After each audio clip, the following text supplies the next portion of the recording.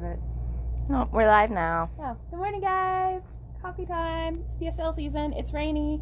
It's, I was just going to say thunderstorming, but no, it's hurricaning. Yeah. There's a difference. It's hurricaning. Pumpkin spice. This is a good day to stay in and sew. So, today is going to be a little bit different. So, this is technically Stitch Witchery. Hi, guys. So, Stitch Witch 1 and Stitch Witch 2. We're going to be doing binding. Yay. Miss Sydney's going to show you how because I absolutely abhor binding with a passion. And I do love it. I hate it.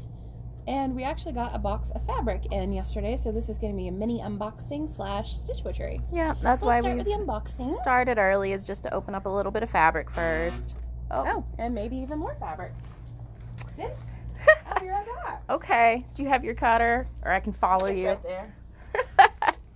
I'm gonna laugh if that is more fabric. I'll have to do this one-handed. This may not happen. Oh man.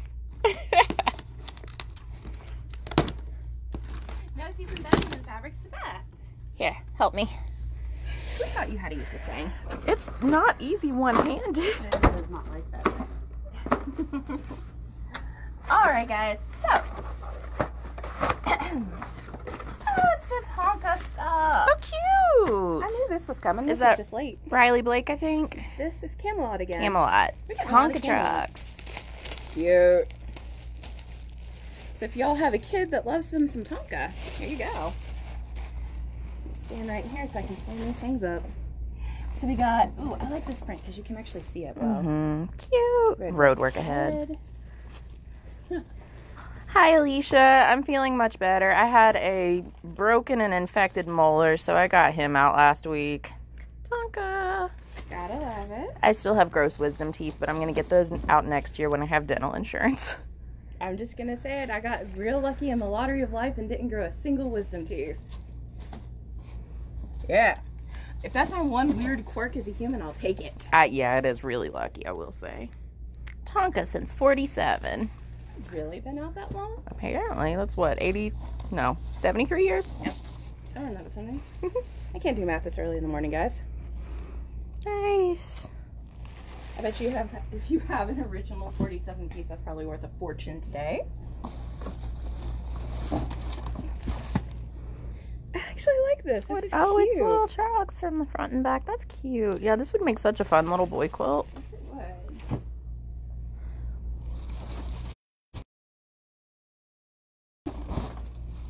And do this 2 at a time.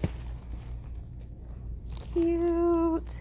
Yeah, just add like some yellow or blue blenders and that would be perfect. That's actually really adorable. I And like this one more. collection.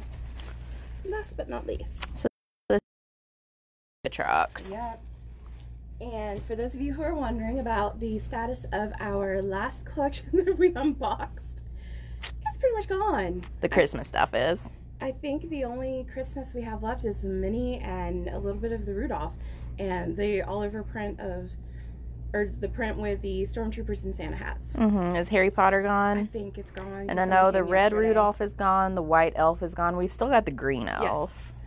So, if you guys wanted any of that, it's running low real quick. Oh, yeah. We do still have Wonder Woman. Let's hear Yay! Wonder Woman. Yeah, that sold out within an hour and a half, and I didn't do it, guys. She was part of it. I was part of it, but they wouldn't let me do it completely.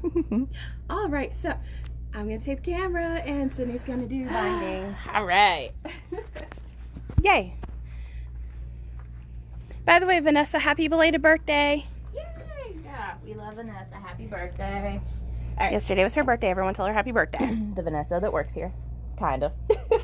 Alright, so what I've done already is I've taken one of Bethany's placemats, I've just trimmed it up a little and make sure that all my corners are 90 degrees. I've also, you can see, taken just a tiny little sliver out of the corner just to get rid of the bulkiness so that we'll have a nice clean pointed corner. You don't have to do that, but that will help. It helps. And I don't know if I'm going to need 2 pieces of binding. These are just width of fabric, and I cut these 2 1/4 inches wide. 2 1/2 is also standard, especially if you're hand binding, but I really like 2 1/4 inch cut here and 3/8 inch seam allowance when we're piecing it on, so I'll show you guys that. First thing we're going to do, though, I'm going to take these 2 pieces and piece them together. If you're doing a full quilt, you may need to do this with 6, 8, 10 pieces. And we are going to piece these together at a 45-degree angle like this. I'm using instance, but if you are using a printed fabric, you'll want to make sure that you do right sides together, just like anything else. And then this is always the hardest part for my brain to remember, and I finally figured out a way to remember it. I don't know why I have trouble with the logic of this, but you always want to sew from an outside corner to an outside corner. So if you're about to sew anything that involves that inside corner, you're about to mess up. So from outside to outside.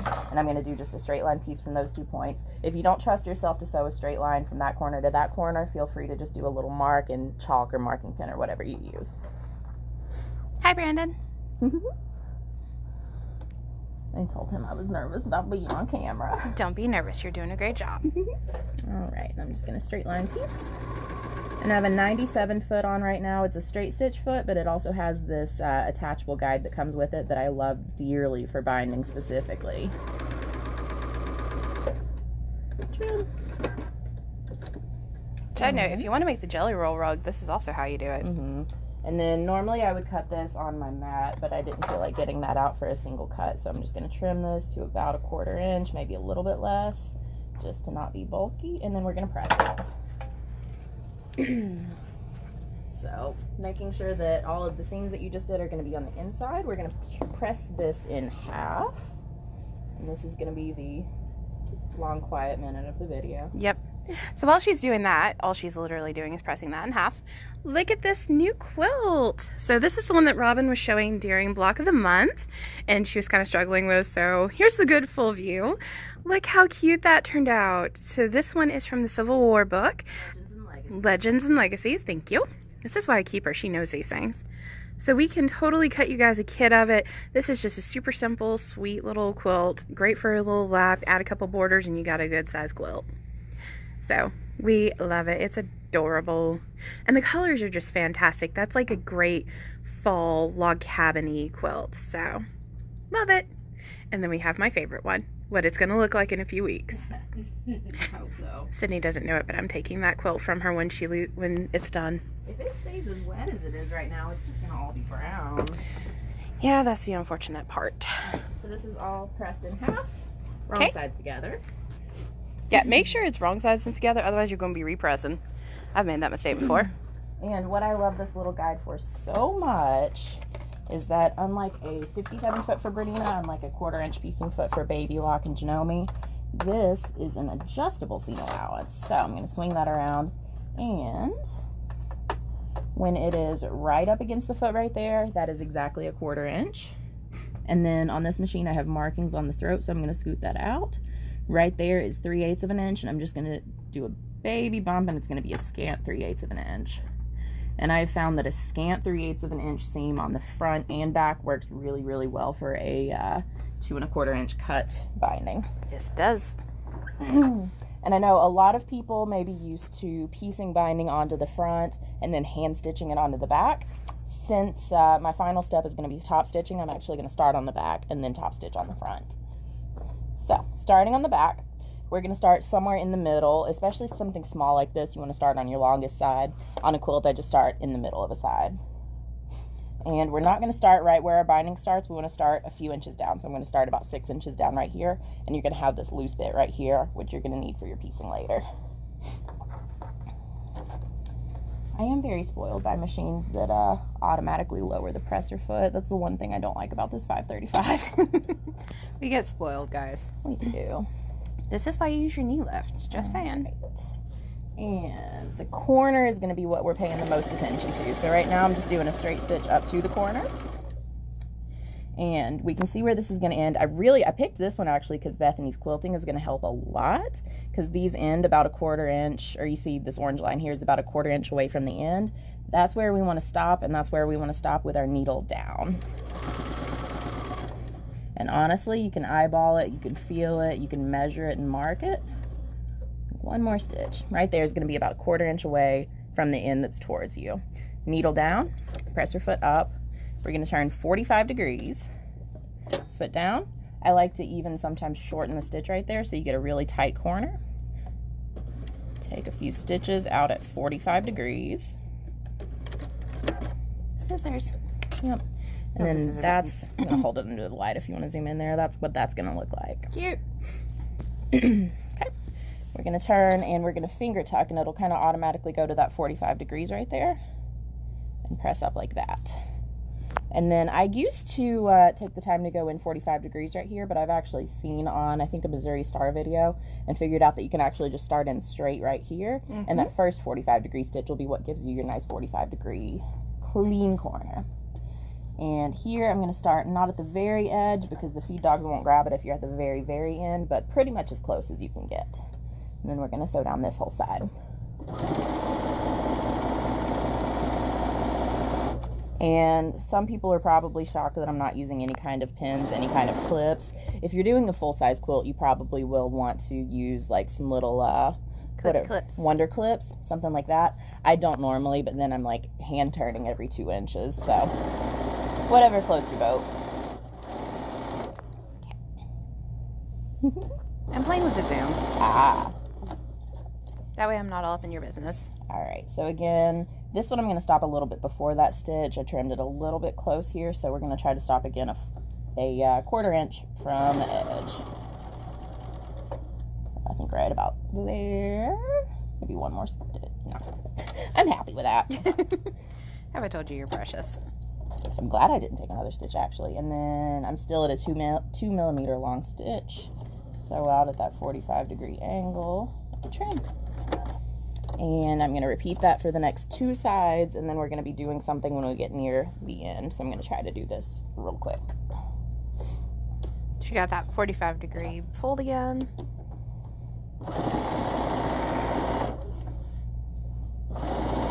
Morning, ladies. Morning, Amy. Morning, Ann. And yes, Vanessa, this is indeed that Halloween placemat panel. The backing is what you're seeing right now, and that was a piece from the same collection. I will say I meant to get my slide on table, and I forgot it. That would help right now a lot. Yeah, use your slide on table, guys. If you got the equipment, use it. Again, about 1/4 inch from the end, sew off at 45 degrees. I love binding, A, because when it's done, it means your project is finished. B, once you've done it enough times, it really is easy to do. She is correct on that one. And again, so I did that finger tuck. You can kind of see it's going to catch that 45 degree angle that you just sewed. Press up so that that's a straight corner right there. And that I don't have any tricks for, except that it just kind of does it for you.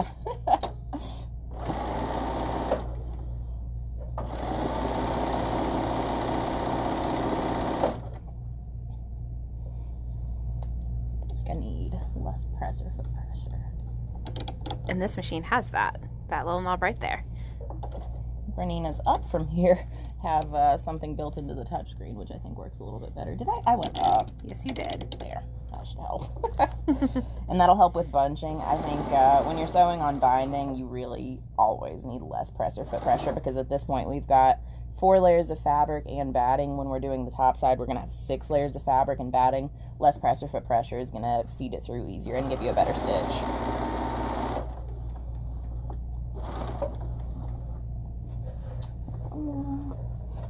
My foot control's getting caught on the chair. I have to put a piece of Velcro on the bottom of my foot control so it doesn't go wandering. Yeah, I should have. Alright, and when we're on our last side right here, I'm going to go ahead and stitch down this top corner at least a couple inches, just so I can go ahead and have that straight edge piece down. So as you can see, guys, this is going real fast. Okay, and I am happy with right there. There are 3 ways to finish this. So I'm going to vague trim there. So 3 ways to finish this. One, I think, is going to be the prettiest way, would be joining it at a 45 degree angle. You're going to want to do an overlap here of however wide you cut your fabric. So if I was doing that with this, I would start right here, measure 2 1/4 inches that way, and that's where I would trim this one. I am going to do it the little bit lazier way, where I'm just going to do a straight piece. And then there's a third way that you can do it, where you just stitch one down, take this one, turn that under so you have a clean edge, and then top stitch that on top of that one so that it hides the both raw edges. But here I'm going to pick somewhere near the middle of my open area, just because that's going to give me the most wiggle room for my seam. trim. Again, you can measure if you want. I am the anti-perfectionist. Yep. So I'm going to eyeball about a 1/4 inch right there. And that looks like a large 1/4 inch, so I'm actually going to be happy to piece that on my 3/8 inch that I have right now. So I knit whenever I actually do binding. This is how I do it too. And you can see this is why you want all of this free room, because if you do these an inch from each other, you're not going to be able to have enough room to get these two pieces together to piece. No, you are not. I have made that mistake before and had to rip out some binding so that I could join these. And again, you're going to go right sides together, make sure nothing is twisted, and we are doing straight piecing here, so we're going to do that.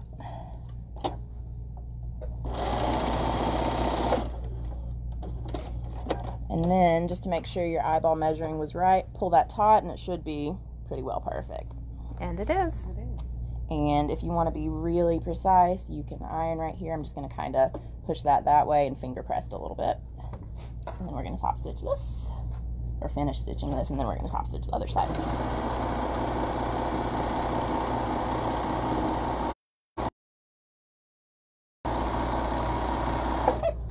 Perfect. So there's the back, if you want to show them what that looks like. Look how good, guys. And you can't even really tell where the join is. Mm-hmm. And when you get to the top side, that's going to be, what, like 8 or 10 layers of fabric plus binding that you're going through. So make sure that you have a really sharp new needle, your presser foot pressure lessened, and don't hesitate there because your needle will get stuck on 10 layers of fabric. So sometimes I even have to give it like a baby pull from behind to get that through. Give it a little help, guys. All right, go on to the front side. Again, this is where actual pins and wonder clips would come in handy. I always do this by hand. Yeah, I'm a team wonder clips, guys. Pins hurt, especially when you step on them. Yes. Yeah, I hate pins. Wonder clips are amazing for this. So I'm just finger pressing, and this will actually give you a nice 45-degree angle right there. Nice. And I'm going to start on that corner and just top stitch this down. Might have to, yeah, I'm going to adjust my seam allowance here just a little bit. And for machines that don't have a seam guide that screws onto the plate, you can get ones, I know, for baby lock that go through the back of the foot. You can also get like silicone ones that stick down to the throat of your machine. Yep, and all those Berninas, everyone always brings in, at least once a week, we get someone who's like, I had a screw fall off my Bernina. That comes from the back of the foot that holds on the seam guide if you don't have this option. And again, for this whole process, I like to do needle stop down. That way, if you're stopping right here, it's not going to let go of where you are. I also personally, vehemently on Berninas, always turn off the hover feature because I want it to hold what I'm doing in place, especially since I'm not using pins. I think I put that seam allowance a little too close, actually. I didn't want to miss my binding, but I got a little overly worried. You got excited. It's okay. Yeah, that looks better. I should have left it at 3/8 of an inch, and then that should make it fall right on the seam that I did on the back as well. And you can see I'm turning this literally like every 2 inches. If you're doing a queen size quilt, that's a lot of work. So again, wonder clips are our friend. Yes, they are, guys. And at the end here, we're going to pull that taut. And again, like you've got that nice little 45-degree angle right there just created by the seam that you've already done. And I'm going to sew to the end of where the actual project is right there. So not past that end of the binding, but where the batting ends. And cut. And then when we start our next corner, that's going to fold over. And there is your perfect 45 degrees. Look at that. Pretty. Can I ask a question? Yes, please. How come you haven't backstitched? Because I don't backstitch. Oh, okay. If this was a personal project, I probably would. No, and you guys may want to do a couple back stitches or a tack in place. I don't think I do that for piecing sometimes if I'm afraid it's going to pull apart, but I don't really do that for anything like this. I've never had a binding like come undone for not top stitching, but you probably do want to. So you don't backstitch any of your binding? I really don't. I've never had that problem. Ooh, you know what I should do one day is a flanged binding. Yes. Which is really just so pretty. Piecing two very long strips together. A flanged binding is when you use 2 pieces of fabric for this instead of 1. And you cut, I think, I would have to look it up for sure, but you cut like 1 at 1 1/4 and 1 at 1 1/2. Piece them together, and then when you do this, you have your regular binding and then like a little 1/8 of an inch of a color peeking out. Yes. She's done that before. Yeah, I've only done that once before, but it was pretty. So this is where that really thick, heavy seam is, so I'm going to make sure that I hold that down. I'm actually going to grab from the back just in case it needs a little bit of help through. There's a lot of layers, guys. Yep, but all happy. Just like butter. And this is why you want a nice strong machine. And change your needles a lot. Yeah, change your needles, guys. And same thing, ending where the batting is. And I'm going to do one more side for this video. There's 2 more to do.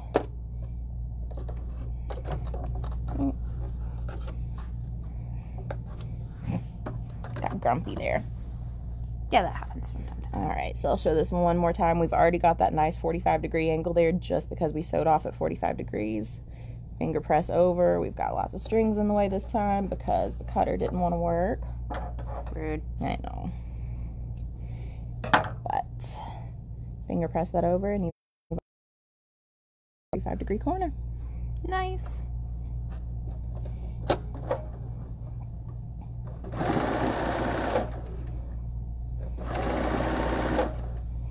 How many we have watching? We got 45. Oh, goodness, we had 25 when I handed you the phone. If anybody missed the very beginning of the video, we started about 5 minutes early to do a fabric unboxing, and it was Camelot's Tonka Truck collection. And it's adorable. Rosemary, it was quilted on the Baby Lock Sashiko. Yes, which we love. We have one. It is a pre-loved machine, and it is legit one of our favorite machines ever. And when it sells, we're all going to be real sad because, yeah, that's such a cool stitch. All it does is that stitch. All right, and let's see. So, not super consistent because I changed the stitch width, but generally speaking, that stitch should be like right here and just fall. If you did your front seam allowance and back seam allowance the exact same, it's going to fall right in the ditch like that and you won't even see it. See how cool that is, guys? I love it. And that is how you bind on a machine, and it's perfect. Yep. With practice, it's perfect. Yep. And it is so much stronger than a hand stitch. And Sydney did fantastic. Yay! The machine didn't get mad at me this morning like that serger did. All right. So for everyone asking, there's a couple questions. This stitch right here was done by the Baby Lock Sashiko, which is one of our favorite machines. All it does is the Sashiko stitch, which is this Japanese hand stitch look. And it's so cool. Sorry, I'm trimming. It's okay. I'll let you. Look at that corner. I still need to trim that thread, but I think that's just so perfect. Look how perfect that turned out. That makes my heart happy. I think that's part of why I love binding too. So that's how Sydney does it. I do it by paying people. It works. Bribery is a thing. I'm working on a personal quilt right now that I will want a flanged binding on, so it may not be until next year, but I'll probably do a video on that too. Yes. Is it the Halloween one? It is. Yes, I love that one. I want just a little bit of orange peeking out. Yes. I love it. All right, guys. We are going to be, so this was Stitch Witchery Episode 3. Episode 4 will be on Saturday. So we've done so far placemats. This week we're going to do table runners. So if you want to join along, we're going to be doing some table runners. It's going to be kind of a lecture again with a little bit of a demo. We're going to show the different sizes, different ways, and a couple of different styles. I think I would like to do a super, if we have time anyway. Yeah. We have 45 minutes. If we have time, I'll have a serger set up for a rolled hem, and we can just do a quick napkin too. Oh, yeah. So we got a couple of ideas, and that will start at 9:15 on Saturday, guys. So we will see you then. Yep. Bye, guys. From the Stitch Witcheries, make it so. Make it so. Bye. Look at that cute girl. Bye, guys.